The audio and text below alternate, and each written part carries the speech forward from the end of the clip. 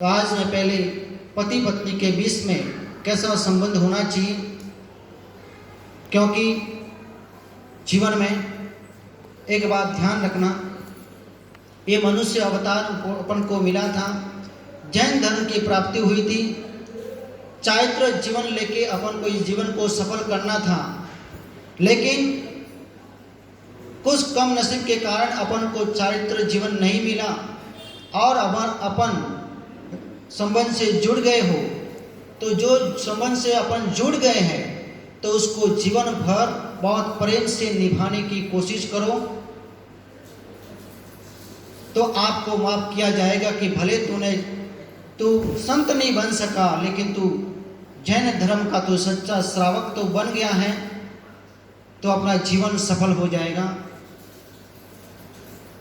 पति पत्नी के बीच कैसा संबंध होना चाहिए?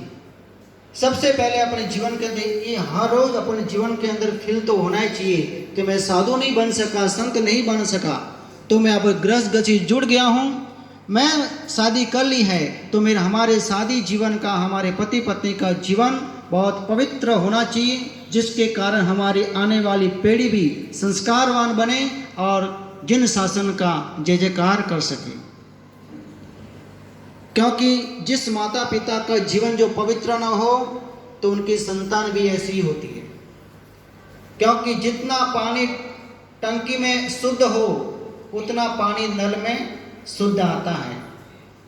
तो माँ बाप ये अपने घर की टांकी है और अपने संतान वो नल है। अपने संतान के अंदर संस्कार लाना हो तो माता पिता का जीवन पवित्र होना चाहिए। तो आज पति पत्नी के बीच में कैसा संबंध होना चाहिए, क्योंकि अपने इतिहास उठा के देखो,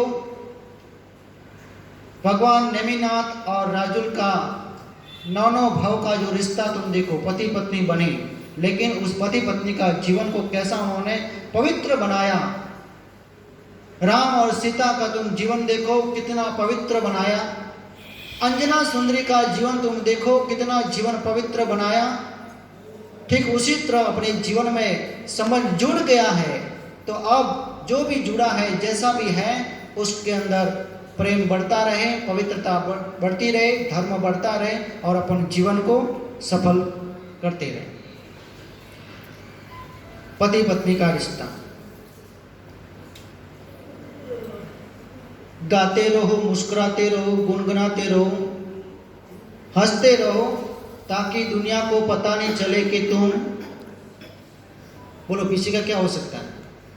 गाते रहो, गुनगुनाते रहो, हंसते रहो, मुस्कुराते रहो, ताकि दुनिया को पता नहीं चले कि तुम दुखी हो नहीं, चिंतित हो नहीं। गाते रहो, मुस्कुराते रहो, हंसते रहो, गुनगुनाते रहो, मुस्कुराते रहो, ताकि दुनिया को पता नहीं चले कि तुम नहीं मालूम। चलो मैं बोल देता हूँ, हंसते रहो, मुस्कुराते रहो, गुनगुनाते रहो, खिलखिलाते रहो, ताकि दुनिया को पता नहीं चले कि तुम शादीशुदा हो। हाँ देखो, आदमी शादी के पहले देखो कितना हंसता है, कितना हंसता है, और शादी के बाद, इसीलिए है ना, पति को इंग्लिश में क्या कहते हैं मालूम है? क्या कहते हैं? हस्बैंड। ये हस्बैंड नाम क्यों पड़ा? जब हमने इस शब्द पर हमने चिंतन किया तब जाके मालूम पड़ा कि आदमी शादी के पहले बहुत हंसता था, बहुत हंसता था, बहुत, शादी के बाद पत्नी ने उसका हंसना बैंड किया, इसलिए हस्बैंड।